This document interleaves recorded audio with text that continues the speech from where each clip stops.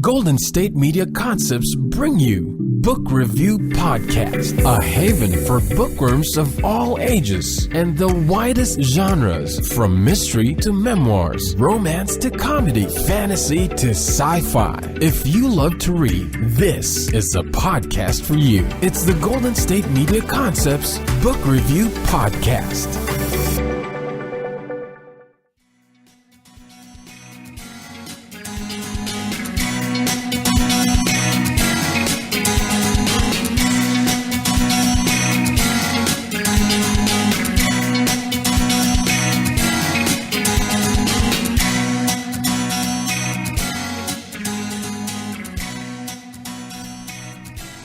Hello and welcome to the GSMC Book Review Podcast, brought to you by the GSMC Podcast Network. I am your host, Sarah, and I am happy to have you here with me on this Tuesday for another author interview. First off, I hope you had a great weekend. Hope you got some reading in. Hope, I keep mentioning the snow. Hope the snow wasn't too crazy in your area, wherever your area is. Or the rain. We're still having rain here, which is still making my roof leak. Always a good time, and thankfully it's not a huge leak, and it's being taken care of by a bucket, and it will be fixed soon. But, it's still there. It's still leaking. So anyway, it's not what we're here to talk about. We're here to talk about books, and we are here to talk about one book in particular. That book is called The Unrepentant by E.A. Aymar. He is my author interview today, and I'm excited to have you listen to that. Before we get to the interview, let me go ahead and give you the description of the book. 18-year-old Charlotte Reyes ran away from an abusive home only to end up tricked, kidnapped, and taken across the country by criminals. Charlotte manages to escape with the help of a reluctant former soldier named Mace Peterson, but she can't seem to shake the gang or the crooked cop paid to bring her back, alive or otherwise. With nowhere to run and nowhere to hide, Charlotte realizes she has only one option. She has to fight. Set in the Virginia, Maryland, D.C. triangle, The Unrepentant combines page-gripping action and black comedy and provides a no-holds-barred, necessary examination of the dark corners of the human mind. So you probably gathered from that description that this is a thriller, and you would be correct. It is a page-turner. I've said before that thrillers aren't always the genre that I go to first, but I have been exposed to more genres as I've done this podcast, and this book, like I said, is a page-turner. It is fascinating, it is dark, it is hard to read at times, but there's also humor, there's also relationships, there are so many good things about this book that help to make up for the unpleasant things. And, if you're a person that loves thrillers, then you should definitely check this out. If you're a person who's like, not so sure about thrillers, they're, like I said, sucked me in from the beginning, and it is a page turner. And while I might not have really said, yay, great subject matter, I mean, who does? It's got some really dark elements to it, but it also, like I said, has humor, it has relationship, it has all kinds of other things that really balance it out. So I do have copies of this book to give away, so if you're interested in it, you should definitely stay tuned to the end of the episode to find out how you can win a copy of The Unrepentant. Before we get to the end of the episode, we have to have an interview. So let's go ahead and turn to that interview with author E.A. Aymar about his new book, which came out yesterday, in case you were wondering. That book is called The Unrepentant, and here is that interview. Hi, Ed. Welcome to the podcast. Thanks, Sarah. Thank you so much for having me. I really appreciate this. It's wonderful to have you here, and I'm excited to talk to you about your book, The Unrepentant. Before we get to the book, though, I'd love for my listeners to get to know you a little bit. If you could just share something about yourself, that would be great. Sure. I'm about 5'10". Did you want more? Maybe just a little more. Sure. Okay. So The Unrepentant is my third published novel. The first one came out in 2013. In addition to writing novels. I also am a monthly columnist for the Washington Independent Review of Books, and I've been with them for maybe, 3 years or so, and I run the Washington, D.C. Noir at the Bar series. In addition to that, I'm the managing editor for the Thrill Begins, which is I do for the international thriller writers. The Thrill Begins is a website devoted to aspiring and debut crime fiction writers, and I also serve on the board of the International Thriller Writers. Okay. Wow, fun. And I'm actually 5'9". I was lying earlier. I'm sorry. Are you really only like 5'5"? Only. I mean, I'm just saying. Is this number just going to keep going lower as the podcast continues? I'm 3 feet tall. Okay. Hey, own that. There's nothing wrong with it. So instead of your height, let's talk about your book. Tell us about The Unrepentant. So The Unrepentant is a romantic comedy set in the world of sex trafficking. No, that's not it. It is part of that's true. No, The Unrepentant is a story about a young woman named Charlotte Reyes who escapes from a group of criminals and realizes that to fully escape, she needs to take her revenge on them. And she's joined in this by a retired, somewhat disillusioned soldier named Mace Peterson. Mm-hmm. And go ahead. Oh yeah, go ahead, sir. Oh, I was just going to say, what was the inspiration for this particular story? So, all of my books have essentially been a study of the philosophy of violence.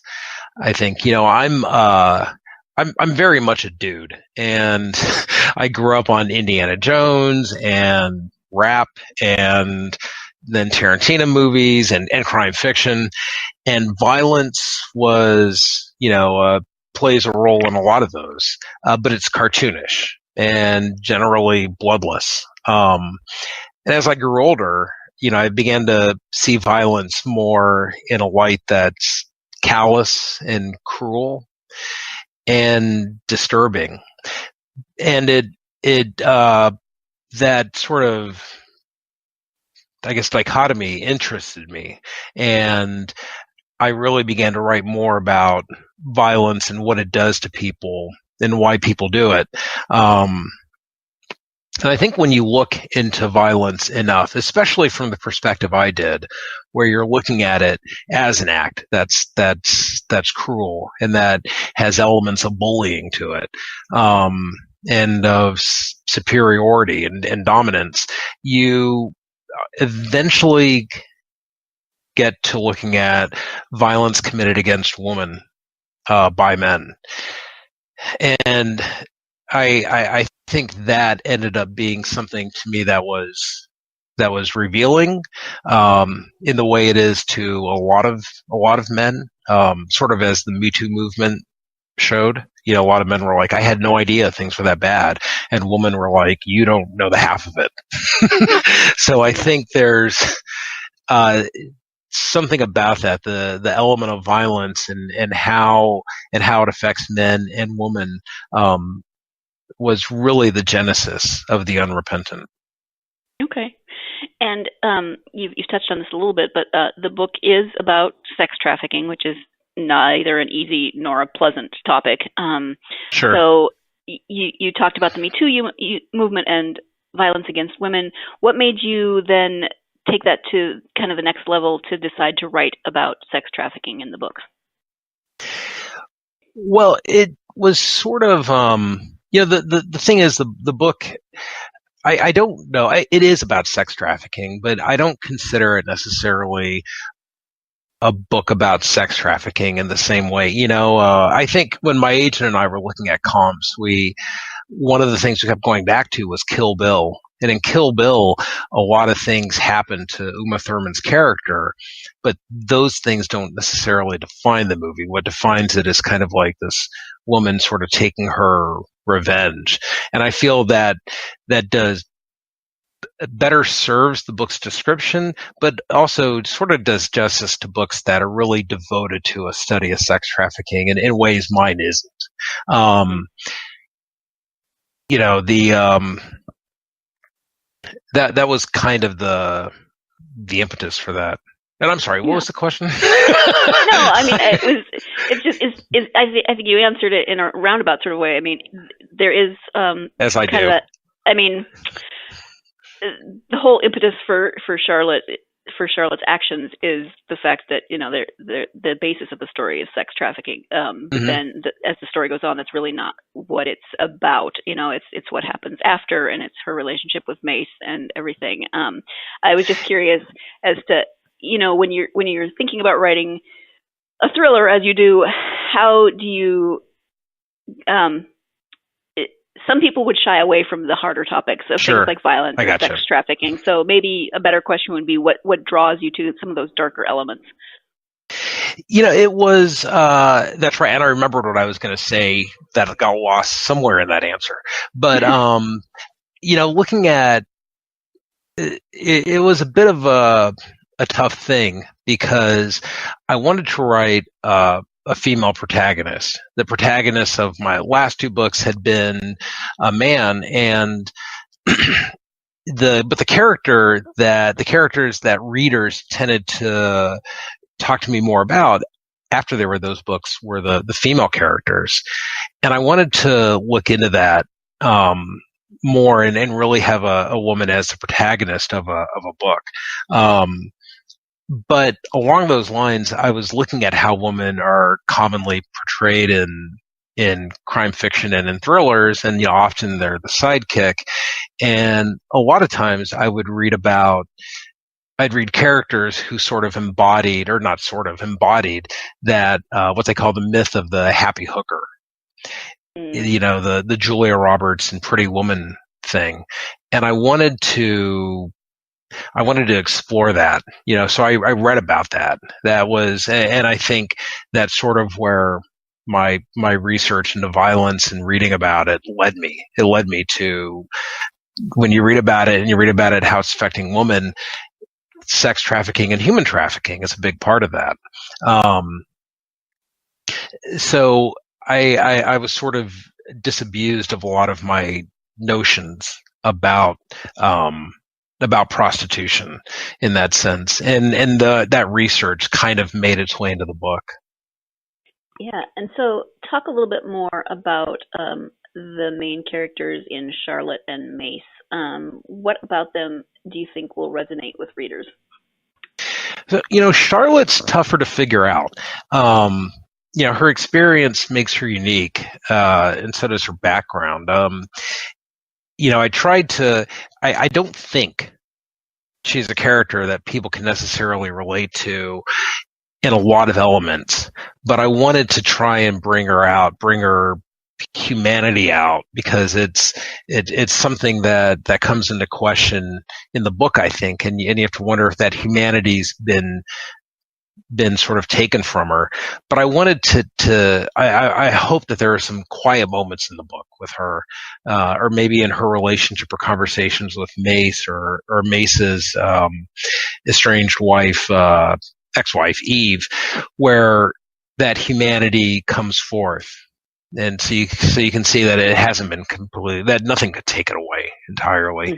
But in that sense, and because of her role, I mean, she's a co-protagonist with Mace, right? But she's the leader. She's the hero of the book. And Mace is really more of the sidekick character, and at times the comic relief, despite his own traumas.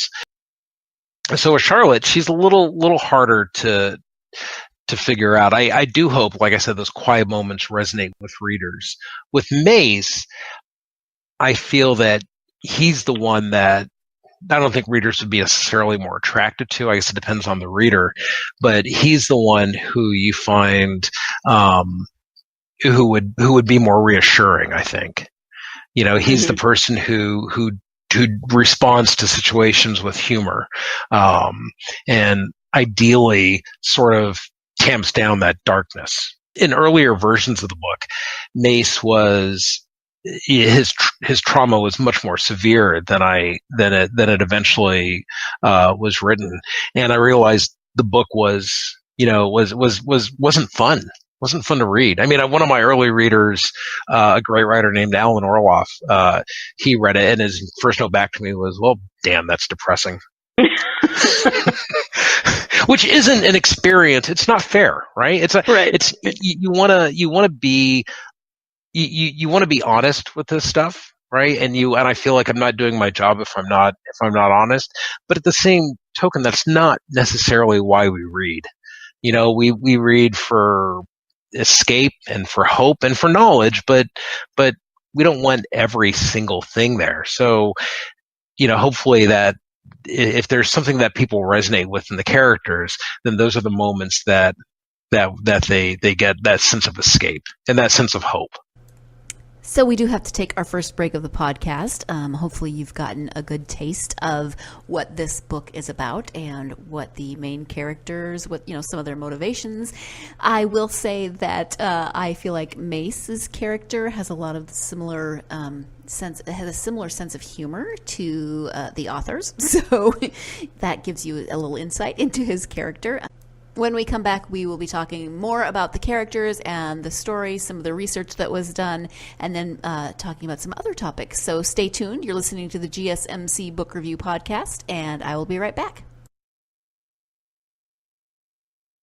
Do you want to be healthier, yet you just don't know what to do? All these shows telling you this and that, but nothing seems to work. Well, listen close. Golden State Media Concepts has got something great for you. The Health and Wellness Podcast dedicated to workout trends, healthy eating habits, diet, and everything about healthy living. Join us in our banters as we help you not just live life to the fullest, but live it to the healthiest.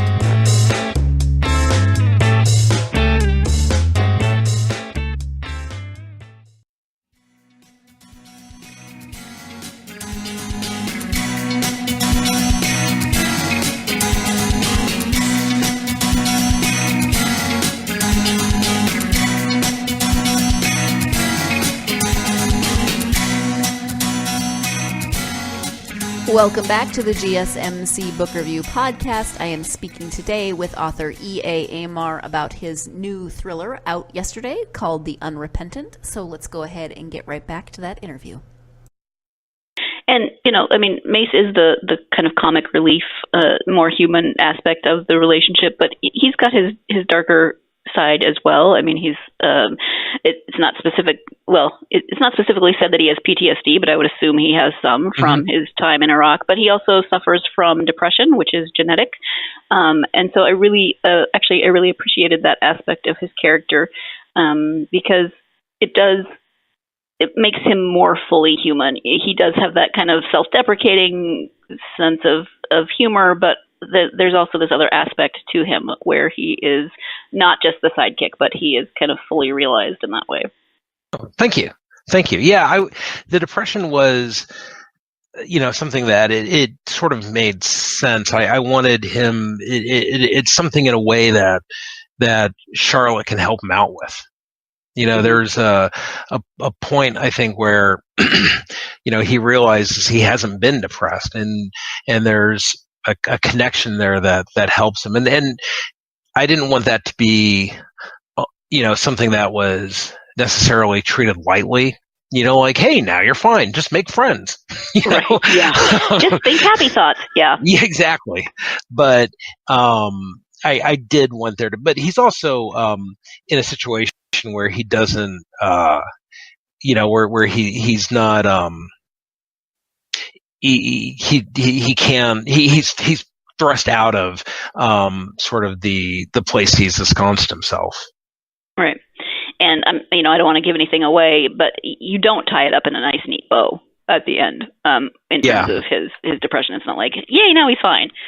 Right. So in terms of the story or the characters or setting or anything, is there anything autobiographical in the book? Yeah, with both characters in a way, I'm mixed race. I was born in Panama. My mom's Panamanian, and my dad is from Nevada, so Nevadanian. That's not what they say. Wondering where you were going with that. but I'm mixed race, and I never really realized it with my first two books. The protagonist was also mixed race, and it never occurred to me. I never thought about that. I mean, a little bit, but it wasn't like a real conscious effort or something that I was trying to portray. It just those books were written very naturally. Charlotte is Hispanic, and Mace is mixed race. He's half black, half white, and a lot of that, I think, it comes from me. It's not the kind of books I didn't see those characters when I was growing up reading, and I'd never really. I'd also always thought, if you're writing about characters of a certain racial background, they're going to fall into one or two categories, sort of like when you fill out forms, white, black, Hispanic, Pacific Islander. I haven't really thought much that there was anything to say about growing up with a mixed race, and then I guess it was maybe a decade ago, I started to realize that, this is sort of a unique experience, and I was often alone growing up in that way. And I have a son. My wife's Vietnamese. I'm half Hispanic, half white. He's gonna grow up. Mixed, but he's not. But the world's changed a lot since then, and he won't feel that isolation. I don't think that I did. But in that sense, yeah, I want to create characters now that represent that. So I think, both Mace and Charlotte in their background, how they view the world, they probably take that from me. Yeah. And kind of moving off with that, Charlotte, Mace, and Eve are all, Eve is also African American. And so often in books, the main characters, as you said, growing up, you didn't see people of color in those roles. So it was really refreshing to see, the hero of the piece and the main characters of the piece being people of color, as opposed to just sort of side characters or the bad guys. So, is that something that you consciously do when you write in terms of diversity, or is it just something that kind of flows naturally out of your experience? It used to just be, it wasn't as much of a conscious effort as it is now. And it, a lot of times, it's interesting. I haven't honestly realized this until this exact moment, but when I write short stories, the characters are usually white. And when I write novels, the characters are almost always mixed. And I'm thinking about that now. I think it's because with short stories, I generally am exploring something other than, I'm not diving as deep into the character. But if it's going to be a novel, I don't think I could write a character who was white, who wasn't mixed, who didn't have that those experiences on him, because I want that to be represented. With a short story, I guess it's different. I'm really looking at something. You can write about that, and some of my favorite stories do, but I'm usually writing about something else other than their race, and I usually keep the character that's not much as much of a factor as it is in the novels. Interesting. You've talked a little bit about this, but what kind of research did you do for the book? So, I did more research than I ever had. Most of the research I do is visiting places, and I did that. You write about places in the area like Baltimore or around Maryland or DC or Virginia, and I visit those places. I feel like it makes, some writers do great work off Google Maps, and I can't. I have to go there. I have to walk there. I have to feel what the weather's like. So I did that for this book, as I've always done, but I also talked with a lot of people, and I read a lot of books. I read a lot of books about sex trafficking, and it was a bit exhausting. Yeah, I'd have to take breaks. Yeah, I'd read one nonfiction book and then a fiction. It's still crime fiction, so it's not like that great an escape, but it's better. It's police fiction. Yeah, and the nonfiction books I read were much more violent and much more descriptive than my book. So it was they were tough and they were honest and they were necessary, but rough. And I also talked with people. I talked with people who work in anti-sex trafficking efforts, a lot who, well, not a lot, but some who had been prostitutes and were trying to steer young men or women from a similar fate. And I talked to a couple of active sex workers who had asked because I told people, I'd like to mention you in the acknowledgments for all the help and information you've given me, if that's okay. And they asked not to, not because of, I don't think they mentioned not because they're afraid of being outed or anything like that, but more because they didn't want to be, there's a very polarizing debate in anti-sex trafficking versus sex work. And they didn't want to fall on, they didn't want to fall on one side of that. And I didn't want to either. I read, articles and books by sex workers, who are active in the field and still are as of the time that they wrote those books. And, I can understand to an extent their perspective, so it's, it was an issue that I wanted to write about, but it's a very polarizing, charged one. Yeah, definitely. I can't imagine. I was just thinking when you were talking about the research, just immersing yourself in that, and it's a lot. Just you get a very detailed picture just reading the book. I can't imagine immersing myself that deeply. The kind of the level of you had to have felt. Yeah. There's a word there, but the just kind of sums it up for me. I think blah is perfect. Blah should be like, what's the German word for that? Oh, blah. Yeah. So you have two other books out. It sounds like you write a lot. I mean, you're involved in all kinds of writing aspects of your life. Are there other writings that you would like to highlight? Yeah, there's one.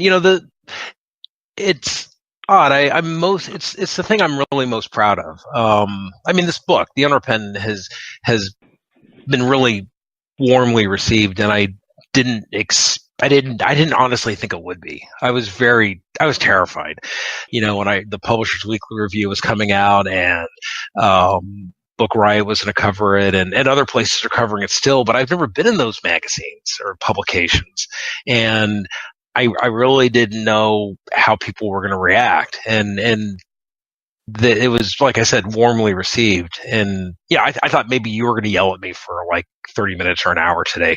I don't know how people are going to feel about it. So it's been great. But so I'm proud of the book. But what I'm really, another thing I've written that I'm really proud of,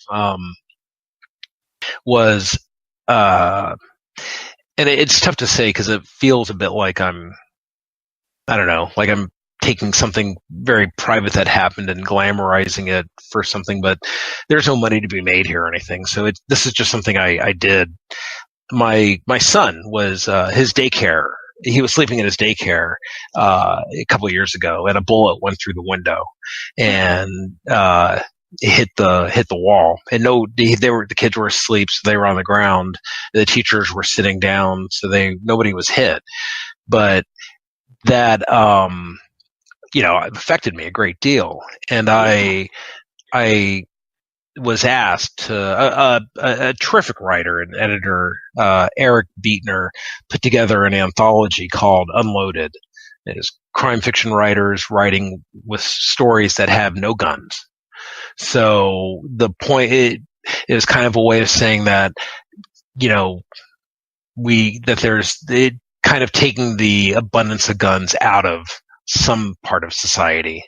It was kind of a demonstration of that, and he did that book did really well, and it was Joyce Carol Oates contributed to it. And he asked if I would write an essay about the experience at my son's daycare for the sequel, the follow-up book, and I did, and I've just never written anything that personal in a way, and it really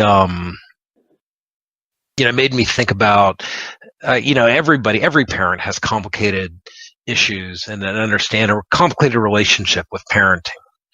So that made me sort of lay that out, and it made me sort of realize what my son means to me. But then I also, from that essay, my wife and I have lived in this area since '93. So this area has been hit by violence, from 9/11, when my father was in the Pentagon, he lived, to the Beltway sniper, when nobody would leave their houses in this area for about 2 weeks. Yeah. To my wife works for a company where a gunman came in a few years ago and took 3 people hostage in the lobby. And then there was a shooting at my son's daycare, and it's, so I'm probably being told that I should move. That's probably like a really clear symbol, like, we don't want you here. But it's also, again, that I think maybe that's why I'm studying violence the way I am and looking at it the way I am. But that essay that came out last year is, I really loved that essay. And yeah. Yeah, you said it was in a sequel. What's the name of that? Oh, it's Unloaded Volume 2. More. Oh, okay. I think it's more crime writers writing without guns. Okay. Just in case people want to look into that. Yeah, edited by Eric Beetner, and mine's the only. They're all short stories. Mine's the only essay, and obviously mine has guns in it. But everything, it's great. There's Laura McHugh, James Ziskin. There's some great writers in there. Okay. Wow. Thank you for that. Sure. That's wow. I would have to process that before I could say anything hopeful.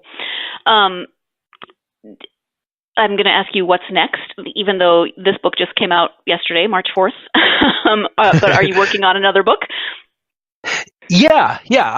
So I was involved with, I co-edited and contributed to a novel and stories called The Night of the Flood, where a flood hit this town, a fictional town, that was a dam was intentionally blown up by a group of vigilantes, and it causes a flood in this town, and then 14 writers each wrote about 1 hour that night in the town, during the flooding and the rioting and the looting and the chaos that would ensue. So that book came out last year, and I co-edited it with a writer named Sarah M. Chen, who's fantastic, and I love Sarah.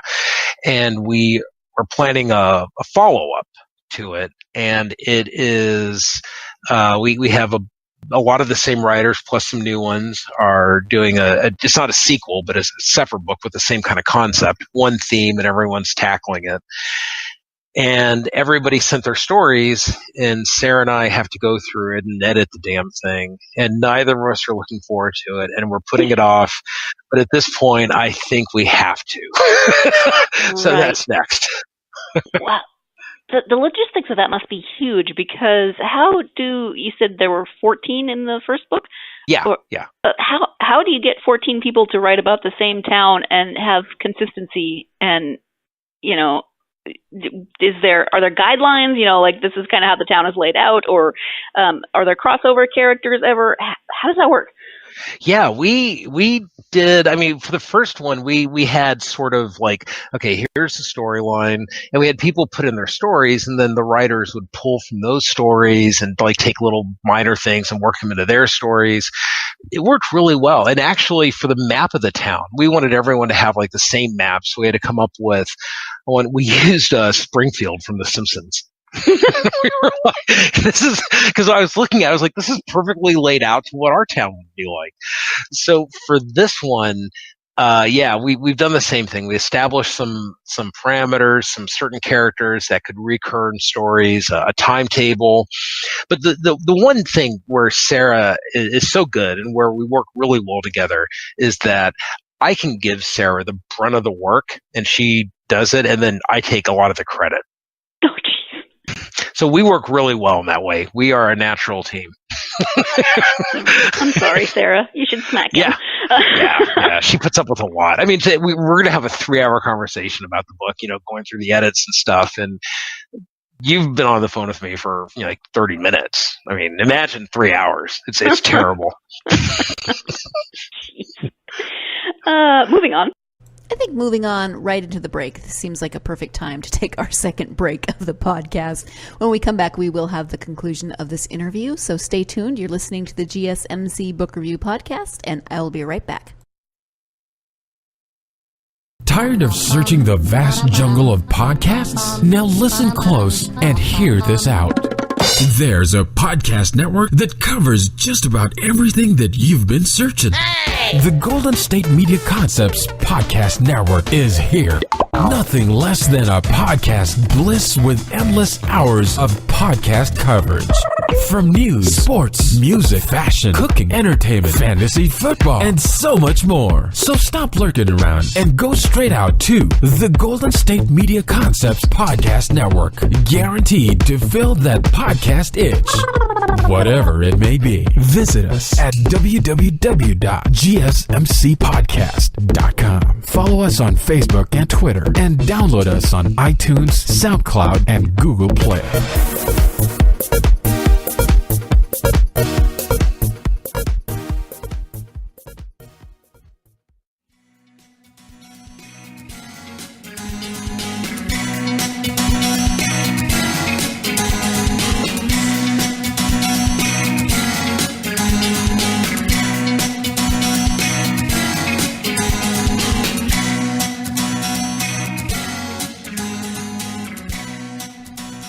Welcome back to the GSMC Book Review Podcast and the interview with author E.A. Aymar about his new thriller, The Unrepentant.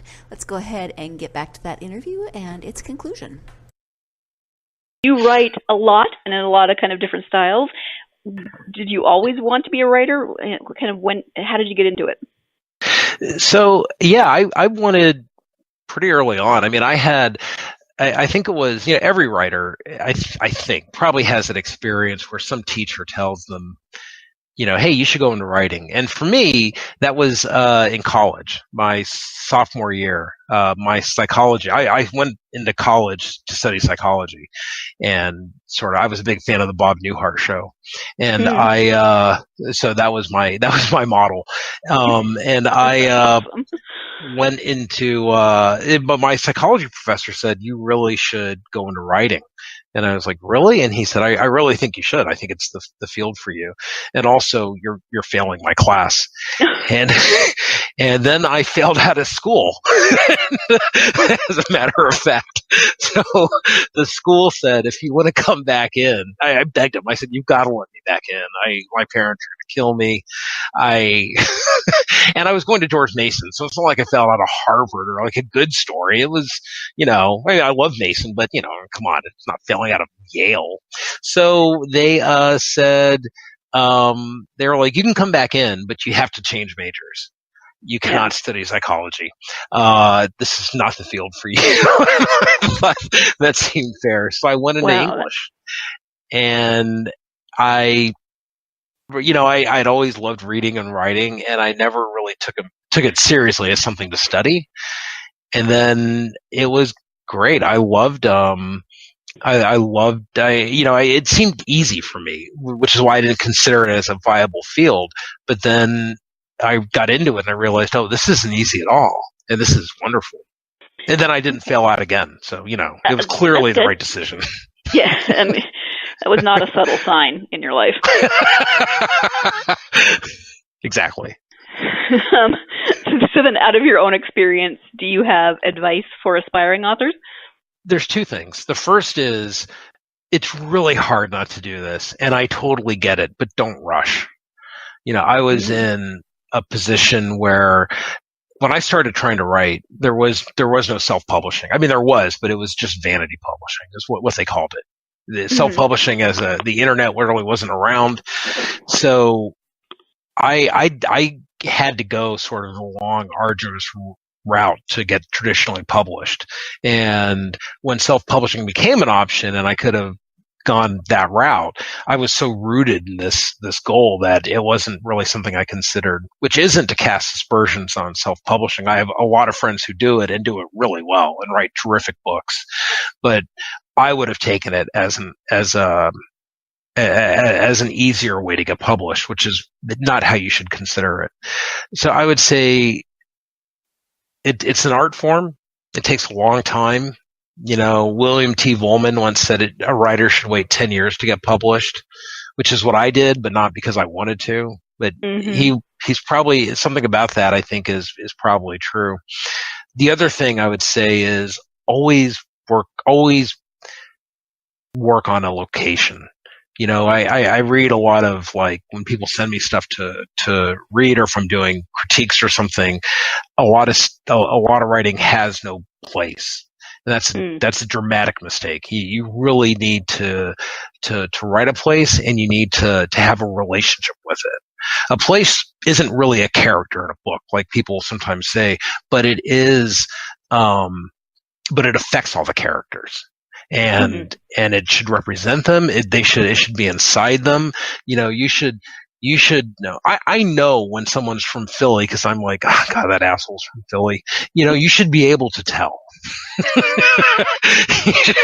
I have a lot of friends in Philly, which is why I say that. But you should be able to, you should know, like, how this factors in. I think Flannery O'Connor said, regionalism is American literature or something like that, and she was right. That's a thing of being a writer, and you should always make sure that you have a relationship with the place your characters walk and breathe and live. Okay, thank you.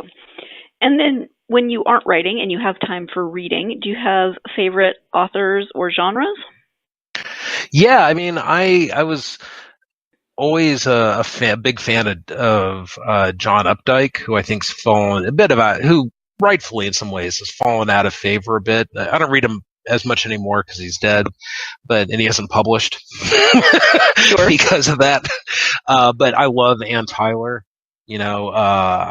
I should read. I haven't read everything by her, but I'd love to, and I should. Ann Tyler is just tremendous, and within writers, who are in or close to crime fiction, there's a guy in Baltimore, Nick Corpon. He's terrific. He has a new book called Old Ghosts. That's great. Novella that just came out. A woman in Baltimore named Sujata Massey. Just terrific. She writes, she's with Soho Press now and writes a historical mystery series that's set in England, about the first, I think, Indian woman to study medicine in England. So it's great. And then this area, I mean, I live in an area that's just chock full of great writers. A writer named Angie Kim has a book coming out that hopefully will be gigantic, called Miracle Creek.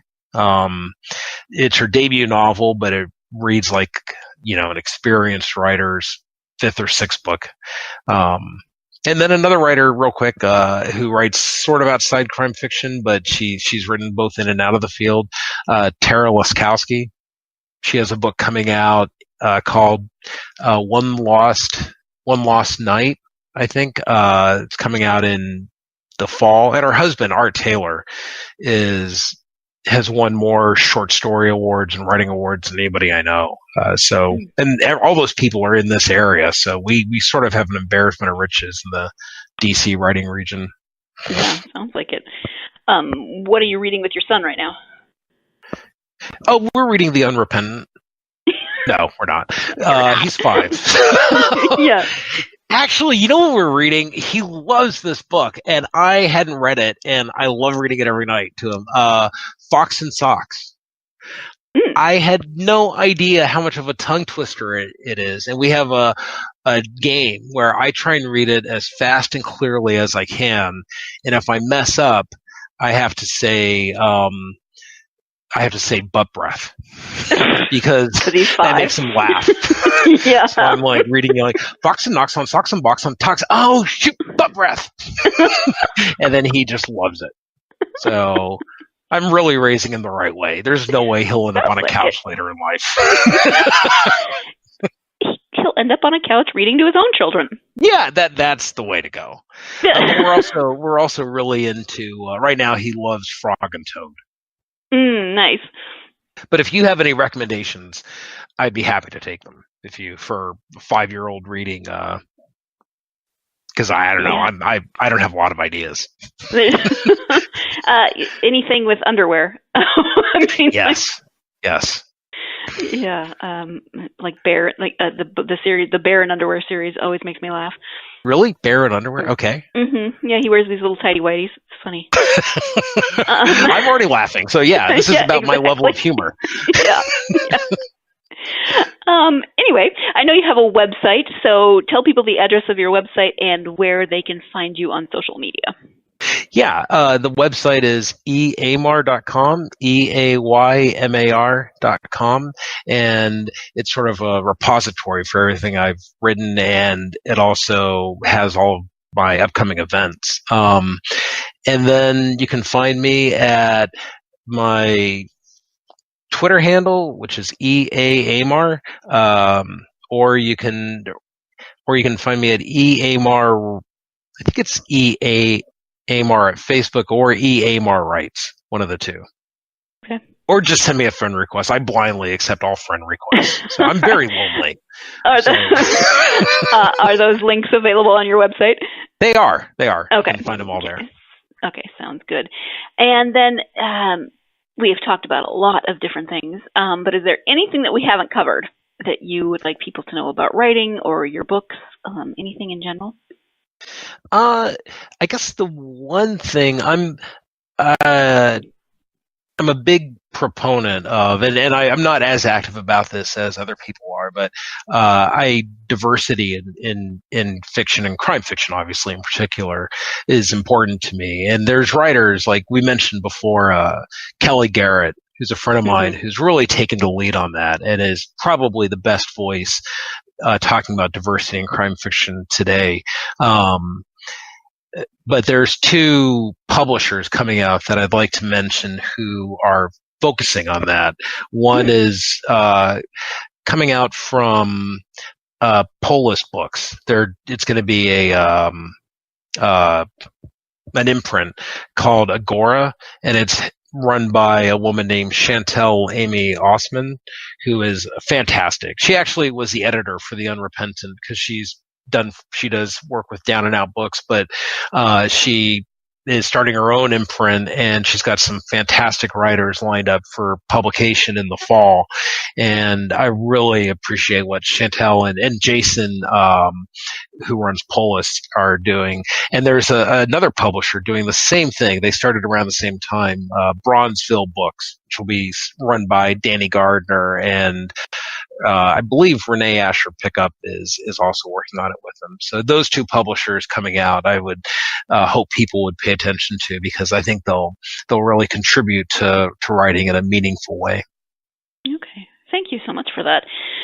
And I also want to thank you for taking the time out of your weekend to talk to me. I really appreciate it.